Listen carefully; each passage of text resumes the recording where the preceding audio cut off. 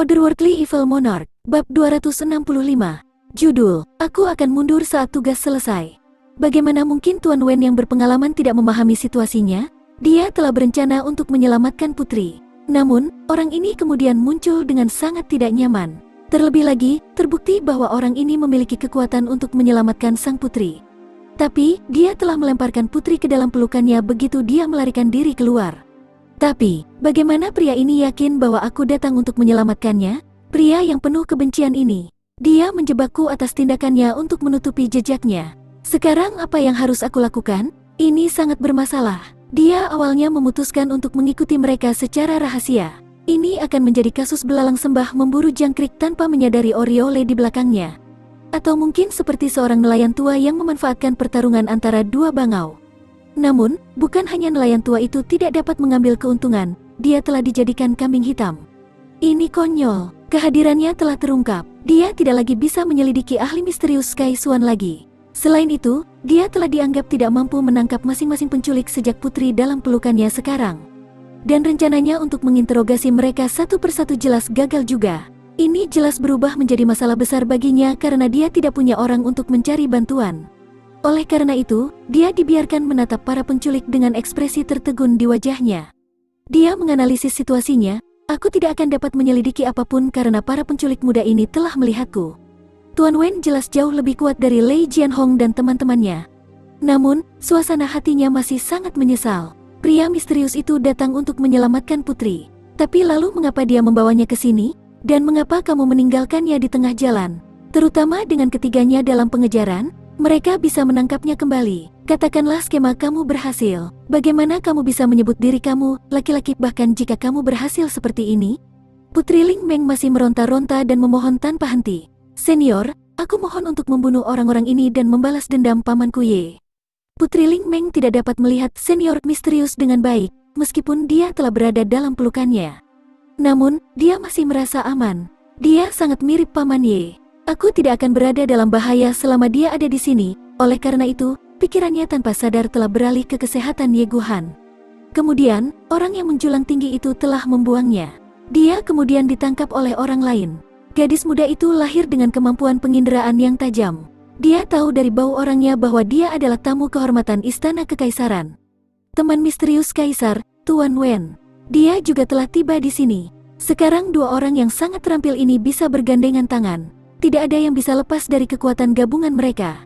Mereka akan bisa membalas dendam Paman Ye. Dan orang-orang terampil seperti itu juga bisa menyelamatkan nyawa Paman Ye. Lengan Master Wen juga hangat. Tapi mereka tidak memiliki kehangatan yang menimbulkan rasa aman. Proses berpikir Putri Ling Meng luar biasa. Namun, itu juga naif dan fantastis. Bagaimana kehidupan bisa bergerak menurut keinginan seseorang? Kenyataan dari masalah ini berbeda dari keinginannya seperti yang seharusnya. Faktanya, tidak ada kesamaan di antara mereka. Tuan Wen sudah marah dengan apa yang terjadi. Secara alami, dia lebih dari sekadar keinginan untuk bertarung. Dia mengamankan Putri Ling Meng dengan satu tangan, tangan lainnya dia posisikan di depan untuk bertarung. Tangan itu tidak membawa senjata apapun. Namun, sepertinya dia memegang parang besar di dalamnya. Dia tampak begitu tangguh sehingga dia sudah mendapatkan keuntungan. Dia menatap tajam ketiga individu dari generasi mudanya. Sepertinya dia akan memotongnya menjadi beberapa bagian. Tuan Wen mengira pria itu entah bagaimana berhasil mengikuti jejak mereka tanpa ketahuan. Dia yakin ahli misterius itu telah menyelamatkan sang putri, dan kemudian membuat koreografi adegan konyol ini untuk melindungi identitasnya sendiri. Dia tahu bahwa pria misterius ini tidak ingin mengungkap identitasnya karena itu bisa sangat berarti baginya. Karenanya, orang yang sangat terampil ini telah melimpahkan kesalahan kepada Tuan Wen. Orang yang berdiri lebih dulu selalu dianggap superior. Begitulah proses berpikir dunia ini. Secara alami, Tuan Wen agak malu menjadi yang kedua. Namun, yang paling mencubit Tuan Wen adalah kenyataan bahwa dia tidak bisa melihat sekilas ahli misterius itu. Dia ditinggalkan dengan perasaan murung dan rendah diri, dan karenanya tetap diam. Ini adalah alasan utama di balik kondisi pikirannya yang mengamuk. Dia adalah pria dengan diri yang luar biasa. Tapi Tuan Wen tidak pernah merasa begitu rendah selama hidupnya. Kekuatan Tuan Wen tidak dapat diprediksi. Tidak ada yang bisa menganggapnya hanya ahli puncak Sky Swan. Faktanya, bahkan 8 Master Agung tidak akan menganggapnya lawan yang mudah. Akan tetapi, Tuan Wen telah terjebak dalam permainan yang rumit di sini. Tetapi dia adalah pria yang berpengalaman, dan dengan cepat dapat menilai variabel yang terlibat. Dia melompat keluar dari lingkaran dan berbicara dengan ekspresi serius di wajahnya. Jadi, kalian adalah murid Supreme Cold-Blooded Master? Aku tidak menyadari kesejahteraan Master Besar Lei akhir-akhir ini. Dan aku pasti tidak tahu bagaimana kerajaan Tianxiang aku telah menyinggung Master Besar Lei. Apa yang bisa kita lakukan agar dia mengambil tindakan seperti ini? Mengirim murid-muridnya untuk menangkap putri kekaisaran kita? Apakah senior yang terhormat melupakan perjanjian yang kita miliki sebagai sekutu? Master Besar, apa yang kamu bicarakan tentang Tuan Tua? Datang ke sini dan mati di tangan ayahmu. Lei Jianhong membantah dan melecehkan. Padahal, dia agak kagum dengan pergantian peristiwa ini. Siapa orang tua ini? Kekuatannya hampir tidak mencapai puncak alam Sky Swan. Dia sendirian, dan dikelilingi oleh musuh di semua sisi. Tapi dia sangat tenang dalam situasi ini. Kekuatannya tidak ada di dekat ayahku. Dan terlebih lagi, dia bahkan tahu tentang perjanjian aliansi yang ditandatangani bertahun-tahun yang lalu. Bagaimana kepribadian tingkat tinggi seperti itu sampai ke sini pada saat kritis ini? Masalah ini semakin sulit untuk diselesaikan. Namun, level Suan bajingan tua ini pasti sangat tinggi. Dia telah berhasil membunuh 4 murid saudara laki-lakiku dengan pisau lempar itu. Tapi permusuhan seperti itu tidak bisa dibalas dengan mudah. Orang tua bodoh, punya nyali untuk memberitahu kita namamu. Kita memiliki perselisihan yang mendalam denganmu, dan sangatlah penting untuk melunasi hutang itu. Tuan Wen mendengus. Dia tahu bahwa dia telah terlibat secara tidak adil. Dia sadar bahwa tidak ada gunanya menjelaskan status aslinya kepada anak-anak muda yang argumentatif ini. Dan bahkan jika dia mencoba menjelaskan, apakah dia bisa melakukannya dengan benar? Tapi, dia marah dengan sikap kasar di mana Lei Jianhong berbicara dengannya. Dia kemudian tiba-tiba terbang menuju Lei Jianhong dan memukul wajahnya dengan keras. Kemudian, dia berteriak, "Kamu tidak cocok untuk mengetahui nama orang tua ini. Kalian anak muda telah merusak reputasi Lei Wubei. Lei Wubei tidak akan bisa menyelamatkanmu dari kemurkaanku jika kamu melanggar perjanjian aliansi lagi, bahkan jika kamu adalah darah dagingnya sendiri. Sekarang pergilah." Kakinya meninggalkan tanah setelah dia selesai berbicara. Dia masih menghadap Lei Jianhong dan teman-temannya dan masih memegangi tubuh putri. Kemudian, dia perlahan mulai melayang mundur dan lebih dalam ke dalam hutan yang rimbun. Tapi dia tidak menabrak satu pohon pun, sepertinya dia memiliki mata di belakang kepalanya. Bahkan kelihatannya dia sedang menaiki awan. Namun, mereka mendengar suaranya yang lemah lagi. Katakan pada Lei Wubei bahwa lelaki tua yang kamu ajak bicara itu bernama Wen. Pastikan untuk memberitahunya dengan benar sehingga dia memahaminya dengan jelas. Lei Jianhong dan yang lainnya tidak bisa membantu tetapi kewalahan dengan keterkejutan saat mereka saling memandang. Zhou Jianming berteriak dengan marah setelah beberapa saat berlalu. Bajingan tua itu membunuh 4 saudara laki-lakiku, namun dia tanpa malu berbicara besar. Kita harus menyelesaikan hutang ini. Kita akan lihat kemana bajingan ini kabur saat guru datang. Lei Jianhong dan Fang Piaohong setuju berbarengan. Keterampilan musuh mereka luar biasa. Tidak mungkin ketiga orang itu bisa menghadapinya sendiri. Oleh karena itu, mereka tidak memiliki pilihan selain menyerah untuk melawannya pada saat itu. Bahkan jika mereka melakukannya dengan enggan, mereka bisa saja menunggu kedatangan majikan mereka, lalu membuat rencana. Tuan Muda Jun bersiul saat dia perlahan dan dengan santai kembali ke kudanya yang ditambatkan. Kuda kuat itu membebaskan dirinya sendiri, dan Jun Mosie menaikinya. Tuan Muda Jun merasa sangat bangga atas pencapaiannya. Dia mengangkat cambuknya untuk mendesak kudanya agar kembali ke rumah. Dia dengan cepat menyusun seluruh rencana ketika dia menyadari bahwa ahli misterius itu juga mengikuti jejak Lei Jianhong. Dia tahu bahwa tidak ada yang bisa melihatnya begitu dia memulai pelarian Yin Yang. Pertama, temui aku, maka kalian para anjing bisa bertarung satu sama lain. Paman ini tidak punya waktu luang untuk bermain denganmu. Ini bagus, aku telah menyelamatkan Putri Ling Meng tanpa mengungkap identitas aku. Aku telah menyelesaikan tugasku dengan peringkat memuaskan di atas. Putri harus berterima kasih padaku dengan bertepuk tangan. Dia kembali ke rumah untuk menemukan Jun Wuyi dengan cemas menunggu kedatangannya. Tapi kenapa? Kondisi Ye Guhan menjadi sangat buruk sehingga dia bisa berhenti bernapas setiap saat. Bahkan meminta Solitary Falcon untuk mentransfer Suan Qi-nya tidak berguna. Bahkan apa yang disebut Suan Qi murni tidak berpengaruh pada kondisi Ye Guhan. Bahkan kelebihan Suan Qi menjadi tidak berguna dalam kasusnya. Karena dia kekurangan vitalitas yang dibutuhkan untuk menghasilkan daging dan darah. Bahkan Solitary Falcon tidak dapat membantu, dia tidak punya cara untuk melakukannya. Solitary Falcon telah mentransfer banyak Suan Qi murni dan tingkat tinggi ke Ye Guhan tanpa mengetahui apakah pria itu mampu mendukungnya. Semua orang berdiri saat Jun Mosie masuk. Wajahnya langsung mengempis saat mereka bertanya, Apakah kamu menemukan putri? Jun Mosie menggelengkan kepalanya lesu saat dia duduk di kursi. Dia kemudian minum teh dan mengeluh. Kamu terlalu memikirkan aku. Orang-orang itu telah menangkapnya dan telah melarikan diri sejak lama. Bagaimana aku bisa menemukannya? Aku tidak bisa. Jun Wui menghela nafas dan tetap diam. Dugu Xiaoyi ingin mengatakan sesuatu tapi tetap menutup mulutnya sejak Sun Xiaomei mengambil tangan kecilnya dan mencubitnya. Tapi Solitary Falcon mendengus dan berkata, orang tua ini telah menyia-nyiakan banyak Suan Qi dengan menuangkannya ke dalam dirinya. Aku tidak akan menyia-nyiakan lagi sejak bocah Jun kembali. Orang tua ini akan kembali ke kultivasinya. Lalu, dia tiba-tiba pergi tanpa indikasi apapun. Dia tampak sangat riang saat pergi. Bibir Dugu Xiaoyi bergerak-gerak. Orang tua ini dukun. Dia hanya memeriksa denyut nadinya dan tidak ada yang lain. Bagaimana keluarga Jun kamu bisa mengundang penipu seperti itu? Buang-buang makanan. Solitary Falcon telah mencapai pintu. Dia terhuyung ketika mendengar kalimat ini. Bahkan dia hampir pingsan. Dia mendengus marah. Ada apa dengan gadis kecil ini? Bocah yang terluka ini tidak akan bertahan jika bukan karena bantuan lelaki tua ini.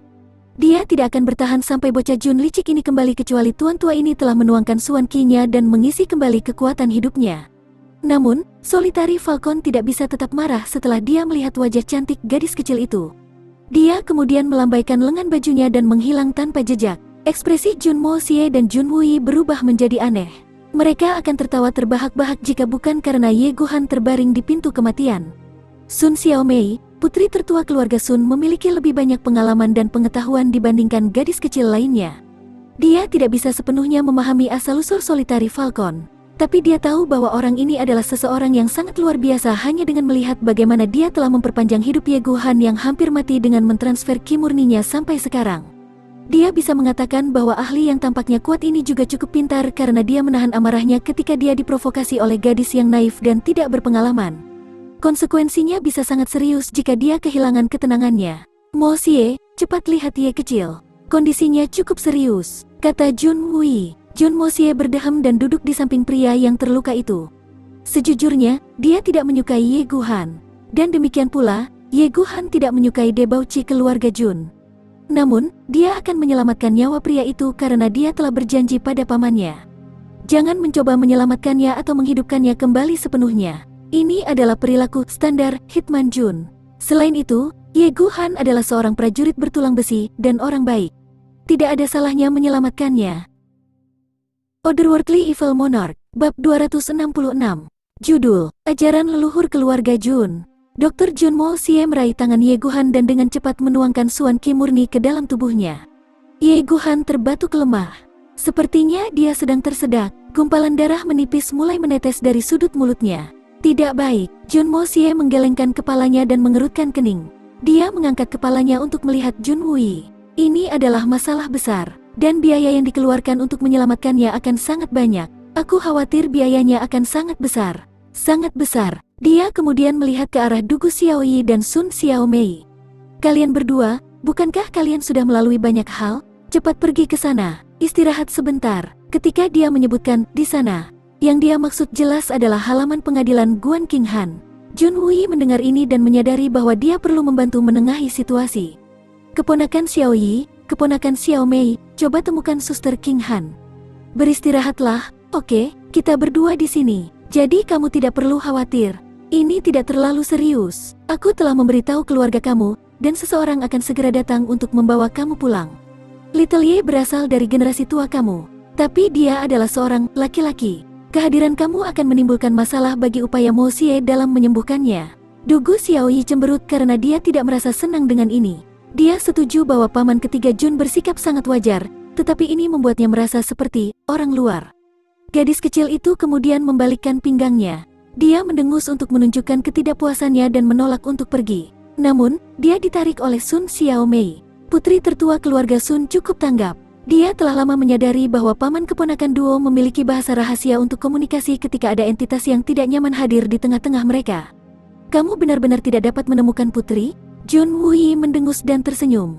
Apakah kamu akan kembali jika kamu tidak menemukannya, anak muda? Kamu pikir aku tidak mengenal kamu, nak? Kamu juga tidak membuat janji, atau kamu menyelesaikan tugas jika kamu membuat janji? Mengapa kamu bertanya ketika kamu tahu? Jun Mosie terus menuangkan aura ke tubuh Ye Guhan dan mulai memperbaiki penempatan tulangnya. Dia kemudian mendesah tak berdaya. Paman ketiga, putri membenciku. Tapi aku tidak bisa menyalahkannya karena aku bertindak seperti orang yang merosot. Ye Guhan mungkin dingin, sombong, dan menyendiri, tapi dia pria yang baik. Suara Jun Mo Xie menjadi serius saat dia melanjutkan. Bagaimanapun, keputusan kita untuk membantu mereka mungkin belum tentu benar. Faktanya, kita seharusnya tidak menyelamatkan mereka. Paman ketiga, kamu harus sadar bahwa keluarga Jun kita tidak terlalu stabil saat ini. Namun, kita telah membawa lapisan krisis lain pada diri kita sendiri. Aku sudah mengatur masalah ini, dan aku yakin tidak ada yang akan meragukan keterlibatan aku. Tetapi aku mungkin telah meninggalkan beberapa petunjuk kecil. Kehadiran Dugu Xiaoyi dan Sun Xiaomei bisa menjadi risiko yang sangat besar juga. Sebenarnya, ini bisa menjadi hadiah besar. Kedua, kamu dan aku tahu bahwa posisi pria ini cukup sensitif. Itu bisa menyebabkan pemberontakan lagi nanti, yang bisa menimbulkan lebih banyak masalah. Jun Mo Xie memandang Jun Wuyi dengan tegas. Paman ketiga, kamu tidak memikirkan masalah ini dengan matang. Masalah ini bisa mengaitkan keluarga Jun dengan pria ini. Itu mungkin bukan hal yang baik. Aku sudah memikirkan hal-hal yang kamu bicarakan. Jun Wuyi membalas tatapan Jun Mo Xie secara mendalam dan berbicara dengan suara yang bermartabat.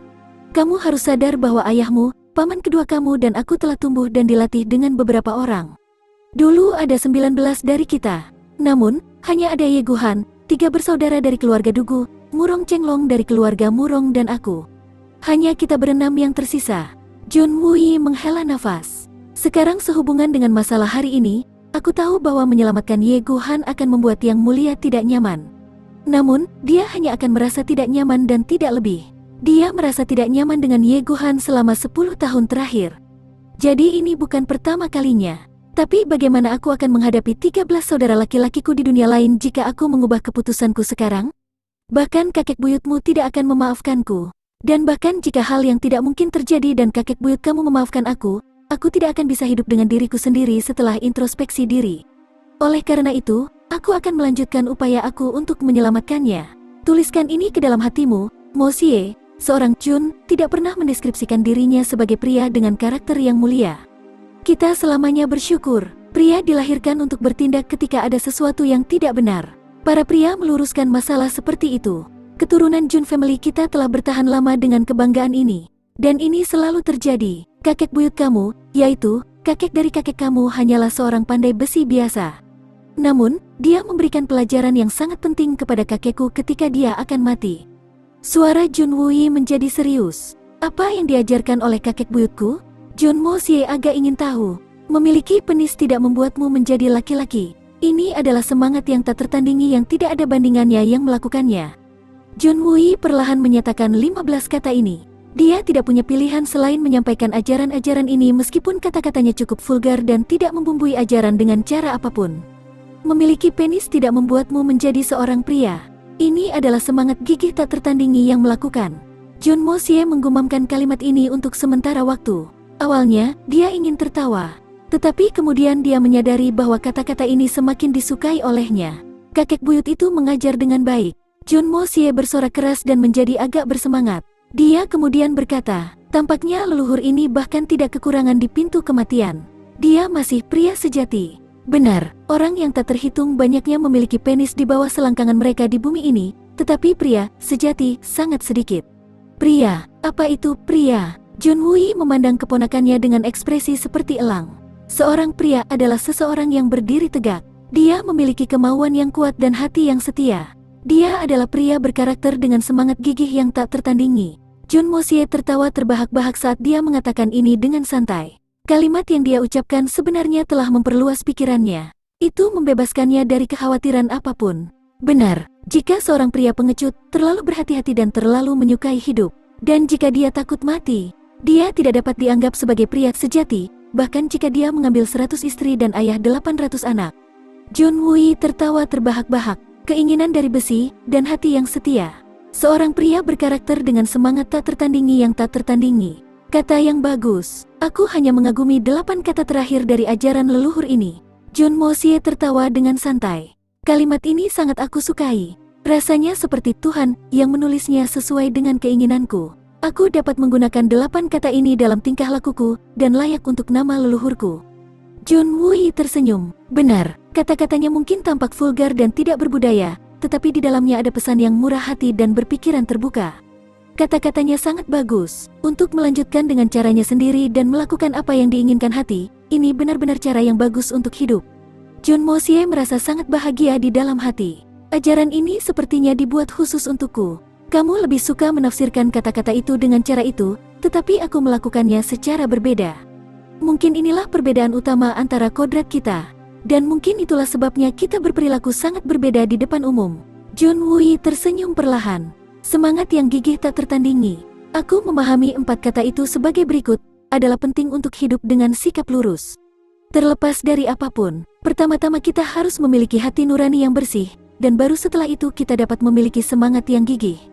Kematian tidak perlu ditakuti, hanya berharap untuk kekayaan dan kemakmuran tidaklah cukup. Kekayaan harus diperoleh dengan cara yang bijaksana dan adil dengan tetap menjaga hati nurani yang bersih.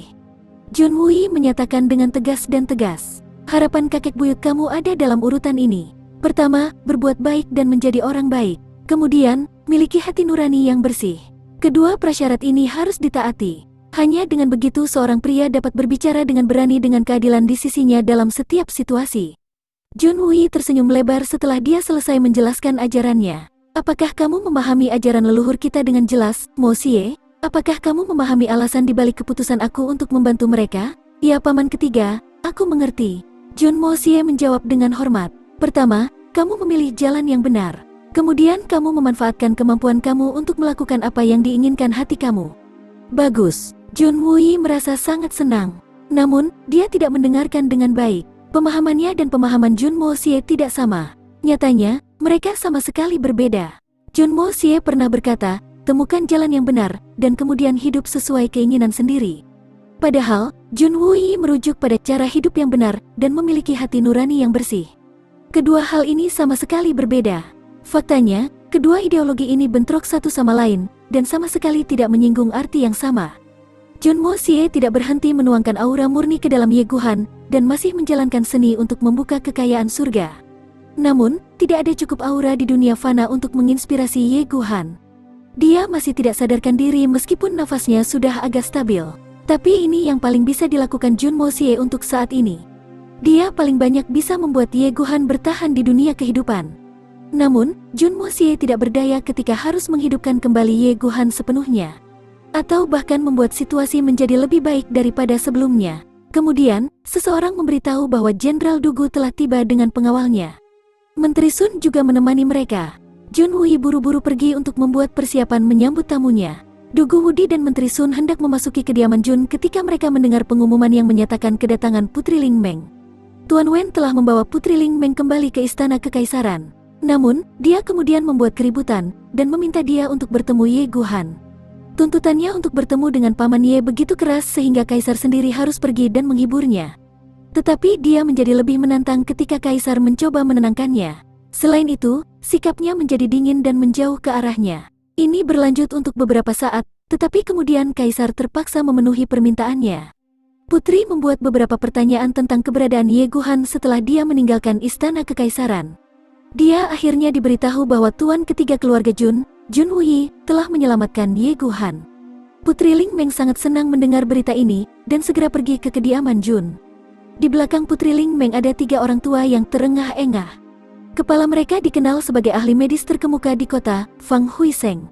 Mereka diikuti oleh pengawal kekaisaran yang dengan penuh semangat membawa peralatan medis 3 ahli. Paman Ye, Putri Ling Meng menyerbu ke kediaman keluarga Jun. Faktanya, dia berlari ke dalam seolah-olah tidak ada orang lain di matanya. Dia berjalan ke Jun Woo dan bertanya, Paman ketiga Jun, bagaimana dengan Paman Ye? Di mana dia? Dia tidak menyadari bahwa dia praktis berteriak, dan tingkah lakunya akan dianggap tidak masuk akal oleh kebanyakan orang. Jun Woo memaksakan senyum dan menggelengkan kepalanya. Putri hampir jatuh. Sepertinya dia telah menemukan lubang di tanah. Lalu, dia bertanya dengan suara gemetar. Apakah dia sudah? Putri seharusnya tidak menebak-nebak. Kondisinya tidak baik, tapi entah bagaimana Ye Guhan masih hidup. Kamu tidak perlu khawatir. Aku telah menemukan dia tempat di halaman Moxie.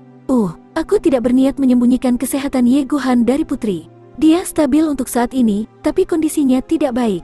Jun Woo mengatakan ini sebelumnya karena dia percaya bahwa dia perlu mempersiapkan mental ketika dia melihatnya. Tuan ketiga Jun hanya bertindak seperti ini karena dia adalah putri kaisar, dan dia harus bertindak dengan anggun karena dia adalah putri kerajaan.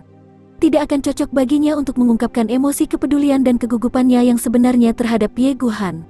Dan tentunya tidak dengan cara yang putus asa. Gadis kecil yang berapi-api ini sangat emosional dan saleh. Dia telah melihat cara ketiga pangeran bertarung di antara mereka sendiri. Namun, dia sekarang melihat cara yang kontras di mana putri ini memperlakukan Ye Guhan. Jun Wui tidak bisa membantu tetapi menganggapnya sebagai orang yang baik. Mereka mencapai tempat tidur Ye Guhan. Ketiga lelaki tua itu dengan hati-hati memeriksa pria yang terluka itu. Kemudian, Fang Hui Seng berdiri dan tanpa daya menggelengkan kepalanya sambil tergagap. Putri, Tuan Ye telah menerima luka serius di tubuhnya dalam pertempuran ini. Dia juga menderita banyak luka dalam, dan luka-luka ini berada di daerah yang fatal. Kita bisa menangani ini dengan sedikit kesulitan, tetapi keadaannya menjadi lebih buruk karena kehilangan darah yang ekstrim. Tubuh manusia dapat pulih jika separuh dari darahnya telah hilang. Namun, sangat sulit untuk menyembuhkan seseorang yang kehilangan lebih dari sepertiga darahnya. Tidak ada pil obat yang bisa menyelamatkannya. Sebenarnya, dia seharusnya sudah mati sekarang. Tuan Ye Guhan hanya bertahan selama ini karena tubuhnya dijiwai dengan Suan Qi murni oleh dua orang yang sangat berkuasa. Tapi Suan Qi yang sangat murni ini tidak akan bisa menopang tubuhnya untuk waktu yang lama. Segalanya akan mulai menjadi lebih buruk setelah beberapa waktu berlalu. Kita menyarankan putri untuk membuat persiapan untuk upacara pemakaman sebelumnya. Ternyata reputasi mereka yang hebat sebagai dokter bukan tanpa alasan. Mereka sudah menyimpulkan situasi Ye Guhan saat ini dan nasibnya yang tak terhindarkan. Faktanya, mereka bahkan mengira bahwa tubuhnya didukung oleh Suan Qi dari dua ahli yang sangat kuat. Sangat disayangkan bahwa ketiga individu yang berbeda ini tidak mampu menyelamatkan nyawanya.